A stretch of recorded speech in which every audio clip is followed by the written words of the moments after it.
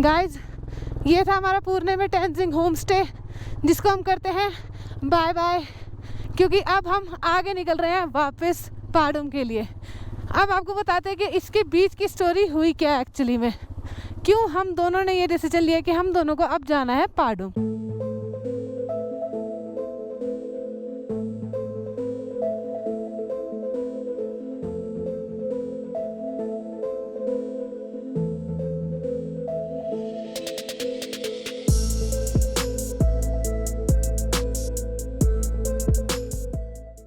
हमने उस जगह पुणे से नीचे एक डिटूर लिया और फिर हमने वो ब्रिज को क्रॉस किया कि जो अब हमें दिखेगा।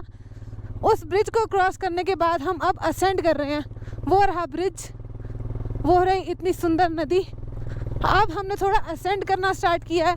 लोगों ने हमें कहा है कि ये रूट भी थोड़ा डिफ़िकल्ट रहेगा क्योंकि मिट्टी रह सकती है इसमें। तो मिट्टी इनिशियली तो बहुत ज़्यादा आई थी, लेकिन अब हम देखते हैं कि ये रूट कैसा है। अगर ऐसा ही रहा तो कोई दिक्कत नहीं है, 2 से 3 घंटे में हम पादुम होएंगे।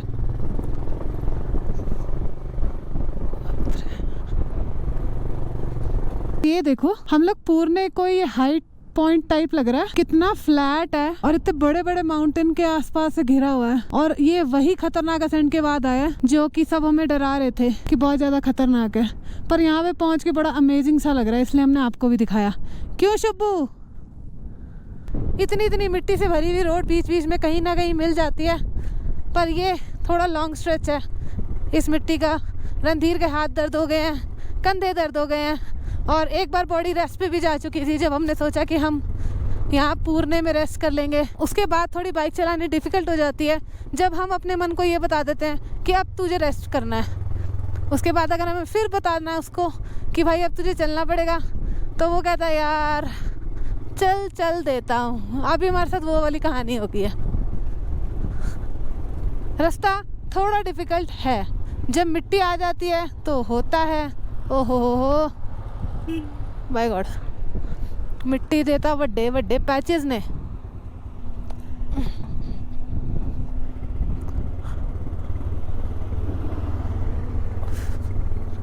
देख रहे हो दोस्तों, साड़ी बाइक तो चली जाती है। बताओ क्यों चली जा रही है हमारी बाइक?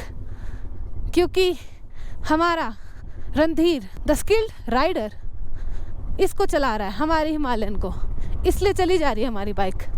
रणधीर बड़ी कॉन्फिडेंटली, जहाँ पे मेरे को लगता है पीछे बैठी को कि यार इस मिट्टी से अब कैसे निकालेंगे, उस मिट्टी से रणधीर श्यू श्यू करता निकल जाता है। फिर मुझे लगता है कि यार क्या ये मैं सोच रही थी इतना डिफ़िकल्ट है, या ये सच में डिफ़िकल्ट था और रणधीर ने ऐसे निकाल दिया कि जैसे वो कुछ होती नहीं है चीज़ है। बता। ओके ओके, हाँ अभी वो अपनी राइडिंग पे फोकस कर रहा है।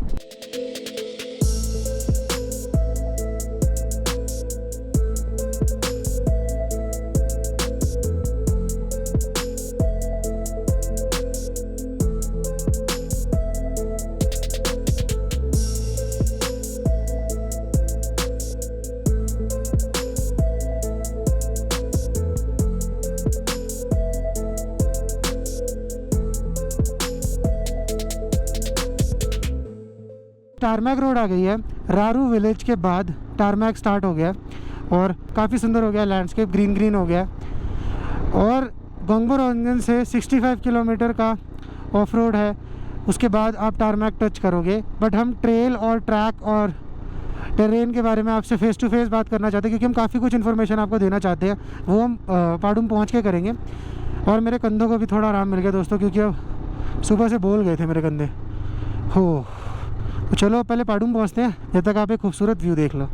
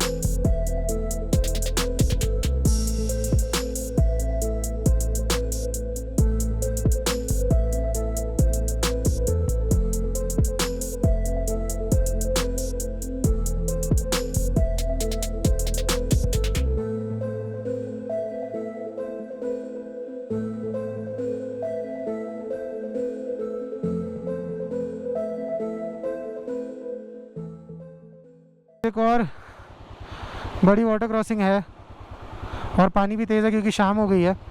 दिन में तो ये पता भी ना लगता।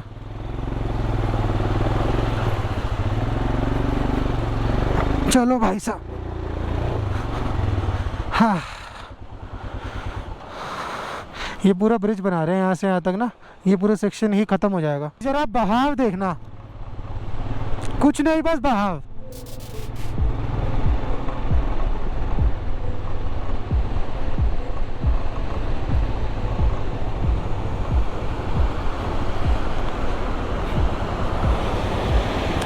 Bye God, this is Sarap river दोस्तों। ये सारप रिवर चल रही है और ये सारप रोड ही है। सारप road, TSARAP ROAD।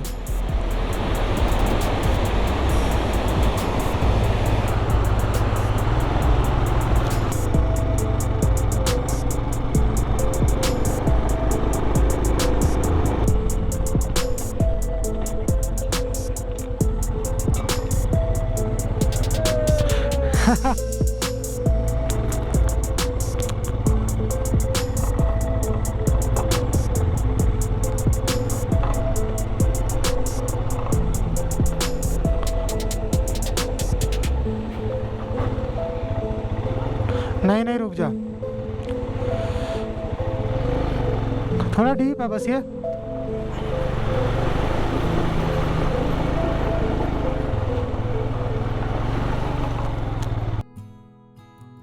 Zanskar, local भाषा में इसे ज़ाहर भी कहा जाता है, एक तहसील है कारगिल डिस्ट्रिक्ट की जो लद्दाख की यूनियन टेरिटरी में पड़ती है।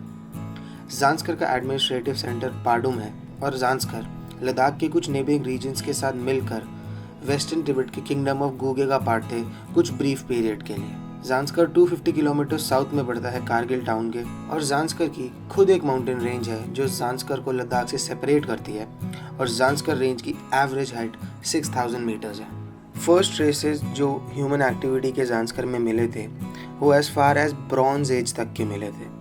पेट्रोग्लिफ्स जो पाए गए थे उन्होंने ये बताया था कि इस जगह के लोग उस टाइम पे हंटर्स हुआ करते थे जो सेंट्रल एशिया और कजाकिस्तान और चाइना के बीच में घूमा करते थे। उस टाइम की पॉपुलेशन को बिलीव किया जाता है कि वो इंडो यूरोपियन थी जिनको मॉन भी कहा जाता था, जो पहले इस जगह पे रहती थी, और उनके बाद द डार्ड्स थे जिन्होंने उन्हें रिप्लेस करा या वो मिक्स हो गए मॉन्स के साथ। बुद्धिज़्म यहाँ पे कश्मीर से आया और उसने अपना इन्फ्लुएंस पूरे ज़ांस्कर और उसके आसपास के रीजन में फैला दिया था एज अर्ली एज 200 BC। जो अर्लीस्ट मॉन्यूमेंट्स देखे जाते हैं ज़ांस्कर में वो कुशन पीरियड के हैं। और जब बुद्धिज़्म का ईस्टवर्ड प्रोपगेशन स्टार्ट हुआ तब ज़ांस्कर और उसके large parts of western Himalayas को 7th सेंचुरी में तिब्बतन्स ने ओवररन कर दिया था और इन सारे रीजन में अपना एनिमिस्टिक बॉर्न रिलीजन इम्पोज कर दिया था। बुद्धिज़्म ने अपना इन्फ्लुएंस ज़ांस्कर में 8th सेंचुरी में रीगेन करा जब तिब्बत खुद बुद्धिज़्म में कन्वर्ट हो गया था। 10th और 11th सेंचुरी में 2 रॉयल हाउसेस ज़ांस्कर में ढूंढे गए और खरशा और फुक्तल मोनेस्ट्री को बनाया गया। 15th सेंचुरी तक ज़ांस्कर मोरलेस एक इंडिपेंडेंट बुद्धिस्ट किंगडम था जो 2 या 4 रॉयल फैमिलीज से रिलेटेड था और 15th सेंचुरी के बाद ज़ांस्कर सबऑर्डिनेट हो गया लद्दाख को। उसने अपना मिसफॉर्च्यून और अपने फॉर्च्यून्स दोनों लद्दाख से शेयर करे और 1822 में जब कोलिशन ऑफ कुल्लू हुई तो लाहौल और किन्नौर के लोगों ने ज़ांस्कर को इन्वेड किया और उन्होंने कंट्री को तबाह भी करा और रॉयल पैलेस ऑफ पाडुम को भी डिस्ट्रॉय करा था। और 20th सेंचुरी के बीच में बॉर्डर कॉन्फ्लिक्ट्स हुए इंडिया, पाकिस्तान और चाइना के, जिसकी वजह से ज़ांस्कर और लद्दाख को क्लोज कर दिया गया था फॉरेनर्स के लिए। और इन्हीं वॉर्स की वजह से लद्दाख का 2/3 ऑफ ओरिजिनल टेरिटरी खो गया जो कि बाल्टिस्तान पाकिस्तान को चला गया और अक्साई चिन चाइना को चला गया। लद्दाख एंड ज़ांस्कर दोनों की इतनी ज़्यादा हिस्ट्री होने के बाद, इंटरनल वॉर्स की और एक्सटर्नल एग्रेशन की, उन्होंने कभी भी अपना कल्चर और अपनी रिलीजियस हेरिटेज को नहीं खोया 8th सेंचुरी के बाद। इसका शुक्रिया इंडियन यूनियन को जाता है जो कि हमेशा लद्दाख और ज़ांस्कर को प्रिजर्व करने में हेल्प करते हैं। और ये एक लौता रेयर रीजन है हिमालय का जहाँ पर तिब्बतन कल्चर सोसाइटी बिल्डिंग्स आज तक बची हुई हैं चाइनीज़ कल्चरल रेवोल्यूशन से। और पिछले 20 सालों में यहाँ पर कई सारी रोड्स और एक मैसिव टूरिस्ट इन्फ्लक्स की वजह से यहाँ पर थोड़े चेंजेस आए हैं इनके ट्रेडिशनल सोशल ऑर्गेनाइजेशन में। एंड जो ज़ांस्कर के लोग हैं एक नया डिस्ट्रिक्ट, अपना सेपरेट डिस्ट्रिक्ट एक्सपेक्ट कर रहे हैं कि उन्हें कारगिल से सेपरेट कर दिया जाए पिछले 70 सालों से।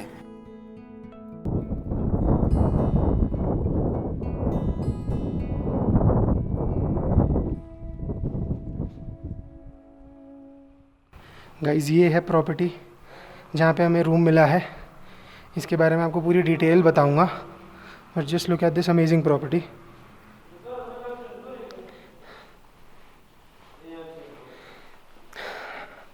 हमारे को पेंसिला नहीं मिला, हमें मिला है चोराला पास, and this is the room. नीचे रग लगा हुआ है। दिस इज़ द वार्डरोब जिसमें सनलाइट आ रही है, and this is how the room looks. Centralised heating का वर्क चल रहा है, थोड़ी दिन में सेंट्रलाइज हीटिंग भी हो जाएगी। इतना अमेजिंग रूम, इतना मैजेस्टिक व्यू के साथ। ये व्यू है दोस्तों खिड़की के बाहर से। वॉशरूम दिखा देता हूँ आपको मैं। ऐसे क्लीन वॉशरूम है, बड़ा गीज़र लगा, एकदम बड़ा गीज़र। बस commode is Indian which is good. टाल लगी हुई है। ये हमारी हालत है। आपको दोस्तों सारी डिटेल देते हैं फ्रेश हो गए।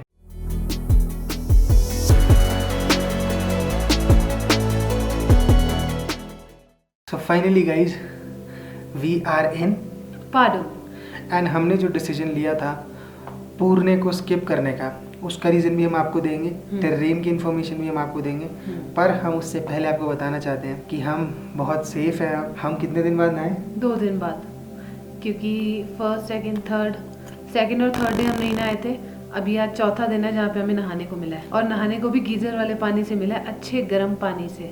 50 लीटर का गीजर है वो, पता है? मैं 2 बाल्टी गर्म पानी से नहाया कोमल के नहाने के जस्ट बाद। और आपने देख ही लिया होगा जैसा हमें रूम मिला है, तो उसके हिसाब से 50 लीटर वाला गीजर तो लगना ही चाहिए भाई। सच में बहुत अच्छा लग रहा है। पाडूम बहुत अच्छा है, पर हमारे में इतनी हिम्मत नहीं थी कि हम उसको एडमायर कर सकें। हम आज बाहर खाना खाने भी नहीं गए, जो कि हमारा उसूल होता है कि प्रॉपर्टी फाइनलाइज करने के बाद हम बाहर जाके खा के आते हैं। बट हमने कहा नहीं भाई, आज तो नहीं होगा, क्योंकि मेरे शोल्डर बोल गए हैं और इसकी बैक बोल गई है। इसकी बैक तो बहुत टाइम से बोली हुई है। तो दोस्तों first we'll start with the reason why we skipped Pune and Phuktal Gompa. जब हम गोंगोरोंगन से निकल रहे थे तो हमने आसपास के लोगों से पूछकर रेकी वगैरह की थी, अपनी इन्फॉर्मेशन कलेक्ट करी थी, जो जनरली एक लिमिट के बाद नहीं करनी चाहिए। Otherwise all the information gets in your head and वो आपके एक्चुअल एक्शन को अफेक्ट करती है। एंड वही चीज़ हमारे साथ हुई। सबने बोल दिया बहुत ईजी है, बहुत ईजी है, बहुत ईजी है, तो जिसकी वजह से मैं थोड़ा ईजी हो गया था। जब हमने राइड स्टार्ट करी तो देखो रफ टेरेन का कोई दिक्कत नहीं होती, रफ टेरेन में बंदा चला लेता है। हम वहाँ से निकलते ही कुछ देर में ही करगियाक आते ही एक इतनी बड़ी वाटर क्रॉसिंग आई कि मतलब नॉर्मली बाइकर्स की बाइक गिर रही थी वहाँ पर। तो वो ऑलमोस्ट 50 मीटर की वाटर क्रॉसिंग थी। 50 मीटर की वाटर क्रॉसिंग विद पैचेस। बीच में एक पैच आपको ब्रीदिंग रूम देगा, फिर आपको वाटर क्रॉसिंग में घुसना है, फिर एक पैच ब्रीदिंग रूम देगा, फिर आपको वाटर क्रॉसिंग में घुसना है। और वाटर क्रॉसिंग सिर्फ सीधी ही नहीं थी, वो टर्न्स के साथ थी। तो ऐसी वाटर क्रॉसिंग आज मैंने गोंगोरोंगन से पुणे के बीच में आराम से 10-15 पार करी होंगी, जिसमें से 5 इजीली डीप वाली थी, अच्छी खासी वाटर क्रॉसिंग थी। उसके बाद पुणे पहुंचने से जस्ट पहले एक टेरेन आता है, बाइक ऐसे सीधी चढ़ती है, और उसमें दोस्तों बाइक तो चढ़ भी रही है, टर्न्स भी हैं, आपने चलो वो क्रॉस कर दी। उसके बाद एक आएगा एकदम स्टीप टर्न के साथ चढ़ाई विद मोटे मोटे पत्थर, और आपको बाइक जंप करेगी पूरी। मतलब आपको बिल्कुल भी ब्रीदिंग रूम नहीं मिलेगा कि आपकी बाइक चलो चढ़ रही है तो बाइक को थोड़ा सा आराम मिले, बट उसके साथ जंप भी आए, और हम दोनों पिलियन विद लोडिंग। और ये सारी बात हम लोग आपको विद पिलियन लोडेड बता रहे हैं, ठीक है? जो कई लोग बाइकर्स होते हैं जो अकेले जाते हैं, उनके लिए बहुत ज्यादा तो नहीं, उनके लिए थोड़ा इजी रहता है, क्योंकि रणधीर ने भी जब अकेले ट्रैवल किया था, वो तो वापस वो मेरे को बिठाना भी नहीं चाह रहा था बाइक पे, कि हम अपनी बाइक पे करते हैं सब कुछ जो करना है। विद पिलियन काफी ज्यादा मुश्किल हो जाता है ऐसे टेरेन पे बाइक चलाना। और उसके बाद जब हमने फिर वो सेकंड वाला असेंड करा, उसके बाद आता है डिसेंट की बात। और वो डिसेंट था दोस्तों, कम से कम आधा फुट मिट्टी थी, जिसमें हमारा टायर आधा अंदर जा रहा था, और बाइक का हैंडल आपने देखा ही व्लॉग में कैसा था आज कंडीशन, तो वो भी बहुत ज्यादा डिफिकल्ट था, और उसको क्रॉस करना भी बहुत मुश्किल था। उसके बाद हम पुणे पहुंचे, तो वहाँ की कहानी अब मैम आप बताओ। तो जब हम पुणे पहुंचे, हम लोग बहुत ज्यादा मेंटली प्रिपेयर्ड थे कि हम वहाँ पे जाके एक होम स्टे लेंगे, और उसके बाद हम रेस्ट करेंगे, और फिर हम उसी शाम को फुक्तल मोनेस्ट्री भी एक्सप्लोर करेंगे। जो गोंगपो रंजन में हमने कैंप लिया था वहीं पे हमें एक भैया मिले थे जिन्होंने हमें अपना होम स्टे का एड्रेस दे दिया था कि आप वहाँ पे आ जाना पूर्णे में मेरे पास। तो हमें सुनने में शायद गलती लग गई क्योंकि हमें लगा कि वो 1100 पर रूम था, और उसके बाद जब वहाँ पे हम पहुंचे तो पहले हमें धक्का ये लगा कि वो जो प्राइस था वो था 1100 पर person with food and dinner. वो अच्छा है जो कि सिंगल लोग ट्रैवल कर रहे हैं जिनको अपना अपना बजट देखना होता है उनके लिए बहुत अच्छी चीज है। लेकिन हम 2 लोग ट्रैवल करते हैं तो हम लोग कोशिश करते हैं कि हमें 1000 में कमरा मिल जाए और 500 में हमारा फूड वगैरह हो जाए, तो 1500 में ऑलमोस्ट हमारा एक दिन का जो है वो बजट निकल आए। उसके बाद जब हमने सेकंड बात सुनी तो फुक्तल गोम्पा है वो एक्सप्लोर करने कैसे जाएंगे, तो हमें पता लगा कि 2 घंटे उसको जाने में लगेंगे, 2 घंटे आने में लगेंगे, और हम क्योंकि वीडियो भी बनाएंगे तो हमें 2-3 घंटे वहाँ पे लगेंगे। ये पूरा दिन ले लेंगे क्योंकि पूरा का पूरा दिन आपका चला जाएगा, आप एग्जॉस्ट हो जाओगे। और प्लस हमें AMS होके हटा था, तो जो टेंजिंग भैया थे गोंगपो रंजन में जिन्होंने हमें कैंप प्रोवाइड किया था, उन्होंने बोला था कि आप आज रेस्ट करना और कल 7 बजे उठ के आप लोग मोनेस्ट्री के लिए स्केल करना। हमें पता लगा कि 6-7 घंटे हमें आराम से लग जाएंगे। तो फिर हमने जब कैलकुलेट किया तो हमें पता लगा कि कल अगर हम मोनेस्ट्री भी करेंगे तो कल हमारा पादुम पहुंचना मुश्किल हो जाएगा, हमारा एक दिन और बढ़ता जो हमारी आइटनरी को थोड़ा सा शिफ्ट कर देता। इन सब के बावजूद भी एक जो मेन रीजन था वो ये था कि हम दोनों को AMS हो गया था और हम लोग उस चीज से रिकवर नहीं कर रहे थे। अगर हम नेक्स्ट डे इतने बड़े ट्रैक के लिए या हाइक के लिए निकल जाते तो हम अपने आप को एक्सर्ट कर देते और हमारी आगे की पूरी आइटनरी जो थी वो और खराब हो जाती। क्योंकि दोस्तों आपको पता है गोंगपो में इसकी हालत क्या हुई थी। मैं अपने ऑप्शन देख रहा था कि यार अगर इमरजेंसी होगी तो क्या मुझे किसी गाड़ी वाले को पकड़कर पाडुम इसको या इवन कारगिल तक लेके जाना पड़ेगा कि इसकी हेल्थ चेकअप हो जाए। और मतलब मैं ऐसे ऐसे ऑप्शन देख रहा था कि मैं रिटर्न मार दूं, मतलब पूरी आइटनरी हम बंद कर दें अपनी। तो वो चीज़ मैं नहीं चाहता था कि ये हो, इसीलिए हमने फिर फुक्तल गोम्पा का ट्रैक हमने अवॉइड कर दिया। क्योंकि दोस्तों हम पंगा नहीं लेना चाहते। इतने टाइम से चीज़ें करने के बाद हमें ये तो पता लग गया व्हेन टू स्टॉप। हमारी बॉडी ऑलरेडी एल्टीट्यूड से फाइट कर रही है, तो उसको हम और ज़्यादा ट्रैक करके और एक्सर्शन डालें, इट्स नॉट वाइज गाइस। फिर पूर्णे रुकने का कोई मतलब नहीं है। फिर हम जल्दी से उठे एंड हम आपके सामने पाडुम पहुंच गए। अब पूर्णे से पाडुम की जर्नी भी बहुत डिफिकल्ट थी, आसान नहीं है दोस्तों। 30 किलोमीटर का ईजी ऑफ रोड है। ईजी ऑफ रोड मतलब कि पक्का हाँ ऑफ रोड है, ईजी नहीं है, बहुत डिफिकल्ट है, बहुत बहुत डिफिकल्ट है। किल्लाड़ से लेके उदयपुर तक की जो ट्रेल है पांगी वैली में उतनी ही डिफिकल्ट ट्रेल है, इंक्लूडिंग आप रास्ते में आधा फुट रेत डाल दो। सबसे ज्यादा मुझे तो रेत से डर लगता है क्योंकि रेत में गाड़ी गिरने का जो चांस होता है वो सबसे हाई होता है। 75% पहुंच जाता है दोस्तों रेत में गिरने का चांस। उसके बाद फिर आता है रारू विलेज के बाद ब्लैक टॉप आ जाता है। आप सोचोगे ब्लैक टॉप आ गया अब तो हम जीत गए। सर 2 इतनी गंदी वाटर क्रॉसिंग आई थी ना, इन्होंने मतलब मुझे पूरी फीलिंग दे दी कि हाँ जी मैं वापस शिंकुला से उतर रहा हूँ, ऐसी वाटर क्रॉसिंग। उसके बाद हम पाडुम पहुंचे। मैं ये बोलू थी कि हमने और भी बाइकर से सुना था जो लास्ट टाइम यहाँ पे आए थे, तो बोलते कि लास्ट टाइम इतना गंदा नहीं था, पता नहीं क्यों इन्होंने इतनी मिट्टी डाल दी है। तो उसकी भी हमने इन्फॉर्मेशन निकलवा ली दोस्तों। अब क्या है ना कि हमारी द ग्रेट BRO वर्क कर रही है यहाँ पे, तो उन्होंने क्या करा है वो रोड ब्रॉडनिंग का काम कर रहे हैं। वो बेचारे खोद के तो चले जाते हैं, अब वो काम भी साथ साथ कर रहे हैं, आगे भी कर रहे हैं पीछे भी कर रहे हैं। तो जब वो जहाँ से खोद जाते हैं ना दोस्तों, तो क्योंकि माउंटेन का एरिया वो खोद देते हैं, तो जो माउंटेन है वो सारी रेत छोड़ देते हैं और हवा भी इतनी तेज चल रही होती है कि वो इकट्ठी होती जाती है। तो कई लोगों ने बोलते कि लास्ट ईयर नहीं थी, उससे पहले ईयर नहीं थी, बट अब इस बार ज्यादा थी। आप जब भी ज़ांस्कर सोच के आओ ना और आपको कोई बोले कि यार इजी है तो इजी मत समझना, क्योंकि वो आपके लिए एक रिवॉर्ड होएगा। क्योंकि आप जब उस टेरेन को करने जाओगे ना आप सोचोगे कि यार इजी है, लेकिन उसके बाद जाके जब वो टेरेन आपके सामने आएगा ना तो आपको लगेगा कि नहीं यार डिफिकल्ट है। लेकिन अगर आप सोच के जाओगे कि हाँ यार ठीक है देखी जाएगी, डिफिकल्ट होगा, मैं अपने आप को संभालूंगा, बाइक को संभालूंगा, उसके बाद जब आपको अगर इजी भी मिलेगा तो वो आपके लिए रिवॉर्ड ही रहेगा अगर आपको इजी लगा वो। तो बहुत ज्यादा एनलाइटमेंट वाला एक्सपीरियंस होता है वो। तो ज़ांस्कर मतलब आपको टेरेन इजी नहीं मिलेगा, टेरेन मतलब की ज़ांस्कर चैलेंज है दोस्तों, चैलेंज। हमारा इतना सा दोस्तों रिग्रेट रह गया। मैं जिंदगी में रिग्रेट नहीं रखता हूँ आफ्टर मुंबई, मैंने कसम खाई है कि मैं रिग्रेट नहीं रखूंगा, बट इतना सा फुक्तल गोम्पा का मुझे रिग्रेट रह गया इसकी वजह से। तो गाइस हम आए थे तो हमने प्रॉपर्टी ढूंढ रहे थे जब यहाँ पर पाडुम में, तो अच्छी प्रॉपर्टीज भी हैं यहाँ पर, अच्छा प्राइस है, बट हमारे को लकीली ये टूरिस्ट रिसेप्शन सेंटर मिल गया। TRC बोलते हैं ना इसको। तो ये थोड़ा सा आगे आके है, मतलब 500 मीटर मान के चलो आप आराम से, 500 मीटर तो आराम से। हाँ। और गाइज ये जो प्रॉपर्टी हमें मिली ये हमें 1000 रुपये पर नाइट के हिसाब से मिली है। तो वो मे भी शायद हमारे को किसी भैया ने अपनी ज़बान पे दे के बोल दिया आपको शायद 1200-1500 तक मिलेगी, बट ये सबसे अच्छी प्रॉपर्टी है अभी तक की मैंने इस पूरे रीजन में, इवन कारगिल तक मैंने जो देखी बहुत अच्छी प्रॉपर्टी है। आप मतलब स्ट्रेटस वुड डेफिनेटली रिकमेंडेड। और अच्छा खासा भी- पार्किंग स्पेस है, यहाँ से मार्केट भी पास में, आप जा सकते हो। पाडुम की ना वाइब चेक बहुत अच्छा मिला है हमारे को अभी, तो हम अभी रियलाइज करेंगे और यहाँ पर और एक्सप्लोर करके देखेंगे कि और कैसा होने वाला है। क्योंकि आज गोंगबो रोंगजन से पाडुम तक की राइड ना बहुत ज्यादा रफ थी, मतलब बीच में कई बार मुझे लग रहा था हम कहाँ पर आ गए हैं, मतलब इतना ज्यादा रिमोट था दोस्त। वो शायद इसलिए भी था क्योंकि तेरा माइंड मेकअप नहीं था कि हमें यहाँ तक की राइड करनी क्योंकि है। मैं सिर्फ पूर्णे तक सोच कर आया था, मैं इजी हो गया था, मैं शूज वूज खोल के बैठने लगा था। मैंने कहा यार चल आगे तक चलते हैं ना फिर। गोंगबो रोंगजन से हम 11:30 चले थे क्योंकि हम लेट उठे थे, 7 बजे उठे थे हम, और उसके बाद हमने लेट राइड स्टार्ट करी और हमें था कि यार पूर्णे तक ही तो जाना है, 2-3 घंटे में हम पहुंच जाएंगे। तो अगर आप कंटिन्यूस चलाते हो ना तो आप 5 घंटे में गोंगबो रोंगजन से पाडुम आ सकते हो। स्लो टू स्लोएस्ट भी आओगे तो भी, बट अर्ली स्टार्ट करोगे तो वाटर क्रॉसिंग्स कम मिलेंगी और फिर गिरोगे नहीं। मुझे इसीलिए लगता है कि हमें शाम को वो जो वाटर क्रॉसिंग मिली है ज्यादा इसीलिए मिली क्योंकि हमने ऑलमोस्ट शाम को कवर किए, वो हम 6 बज गए थे। हाँ, क्योंकि शाम को तो दोस्तों कल गोंगबो रोंगजन में कैसे लड़के फंसे हैं ना मुझे पता है। 5 घंटे से वो लोग, वो लास्ट वाली जो मेरी गोंगबो रोंगजन वाली वाटर क्रॉसिंग थी उसी में फंसे हुए, और आज हमने आप बहुत डीप वाटर क्रॉसिंग पार करी। मैं इसलिए मैं शाम को नहीं करना चाहता, पागल ने मेरे को शाम को करवा दिया। चलो गाइस, हमने आपको सारी इन्फॉर्मेशन दे दी। अगर आपको हमारी इस इन्फॉर्मेशन से कुछ हेल्प आउट हुई हो और आपको हमारी इस जर्नी में हमारे साथ मजा आ रहा हो, जांचकर घूमने में हमारे साथ मजा आ रहा हो, तो आप इस चैनल को सब्सक्राइब कर दो और बेल आइकन दबा दो ताकि जैसे ही हम कोई भी ऐसी एक्साइटिंग वीडियो डालें उसका नोटिफिकेशन आप तक वैसे ही पहुंच जाए। Okay guys, we will see in the next one. तब तक के लिए where do we go now.